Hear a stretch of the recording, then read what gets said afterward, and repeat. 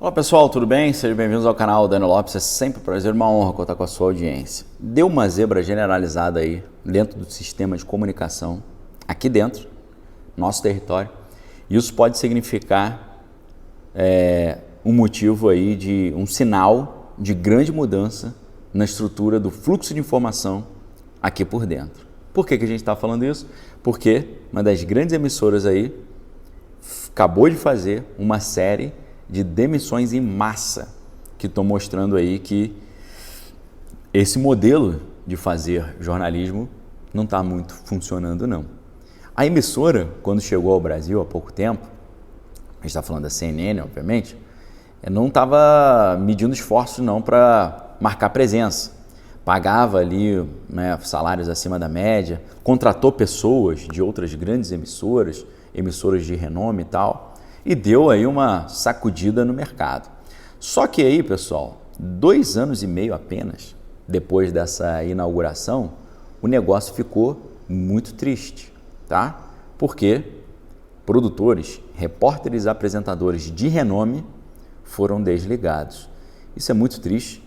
Eu nunca vou ficar alegre com a demissão de ninguém, mas é um caso a ser estudado porque mostra uma mudança no mercado, né? A empresa fez um comunicado dizendo que precisava se readequar à realidade econômica, talvez ali revelando que gastou mais do que deveria, né?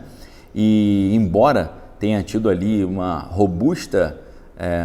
volume robusto de investimentos, elas não conseguiram ficar na dianteira com relação às suas concorrentes, né? E não apenas não conseguiram vencer a maior emissora ali dentro da TV a cabo, mas também ficaram numa situação ainda pior depois que houve a chegada de mais uma emissora ali, da PAN, que dificultou ainda mais e dividiu ali mais ainda a atenção do público, não é? Então, o cenário é um cenário de grande mudança.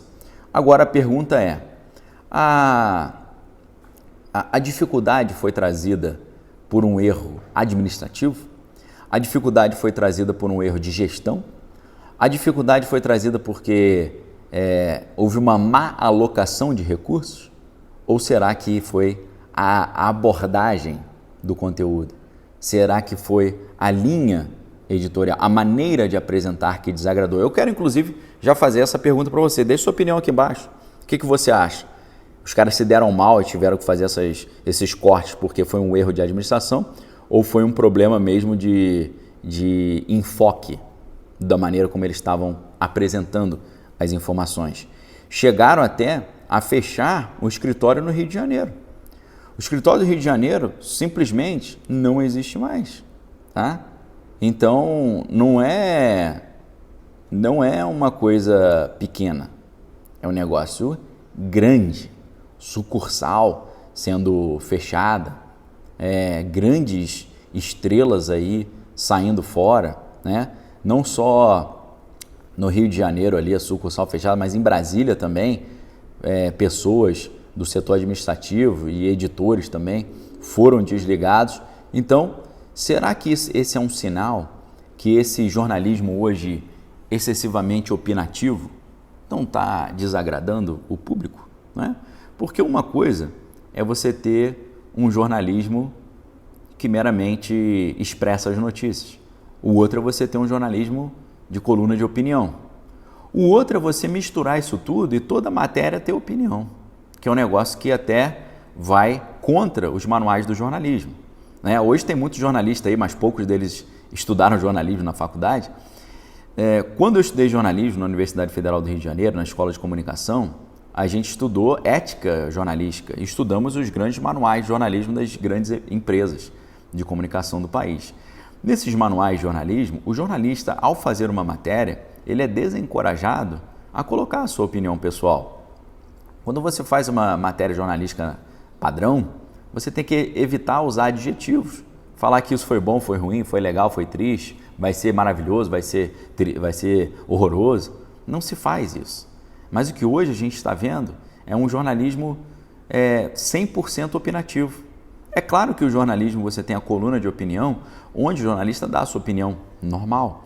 Mas o jornalista dar a sua opinião no meio de uma matéria, de uma notícia, da apresentação do fato, isso atropela completamente os manuais jornalísticos. E parece que essa regra, essa vertente de buscar uma objetividade, uma isenção, parece que isso não existe mais. Hoje você vê claramente, né, as pessoas expressando as suas preferências ideológicas dentro das matérias e você vê claramente também ali um posicionamento. Pessoa dizendo, foi ruim, infelizmente vamos ter que falar de notícia boa. Ganhamos, se referindo à disputa lá nos Estados Unidos. Como assim ganhamos? Como é que você se coloca nisso, né? Então, assim, o negócio é muito estranho. Teve até gente que estava cobrindo ali Copa do Mundo, né, que fazia entrada lá na emissora nos Estados Unidos, também foi dispensado. E pessoal de Santa Catarina também foi desligado. Pessoal da área soft também, escritório internacional, todo mundo sendo desligado, né? Pessoas aí que eram correspondentes internacionais também tiveram seus contratos interrompidos. Figuras grandes aí, né, deixando a emissora. Negócio muito estranho, tá? Segundo foi informado aí no último dia 1º, naquela época, as demissões já contavam ali mais de 120 funcionários, 120 pessoas desligadas. E aí teve uma manifestação ali do dono da emissora também, que, segundo as notícias, revoltaram os funcionários, né? Porque ele teria elogiado o 01. E aí o pessoal ficou, né, em polvorosa, segundo as matérias aí que foram trazidas. Isso aí é um sinal de que fazer esse joguinho de você botar a preferência ideológica acima da ética profissional não está dando certo? Será que é um sinal disso, né?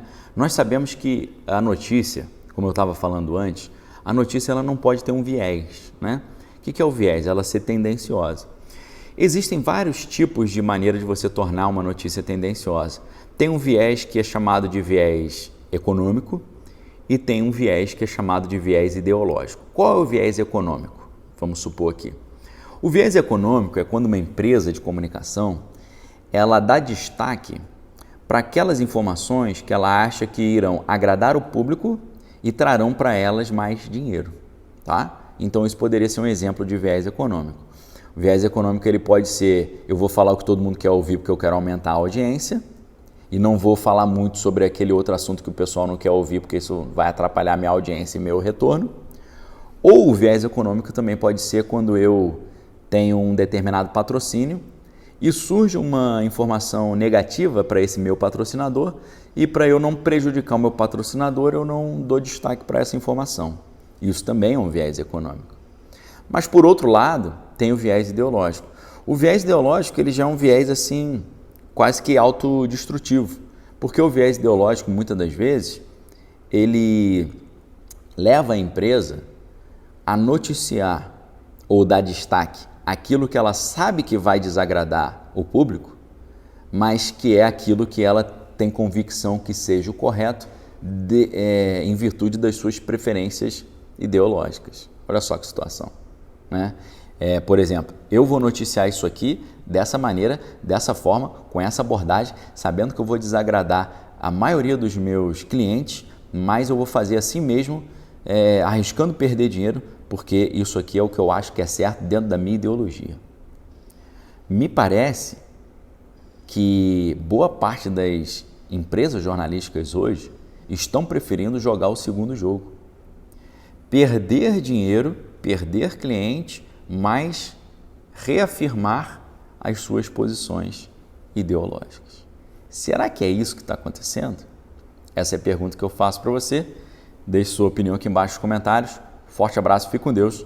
Examine suas coisas e retém que é bom. Valeu!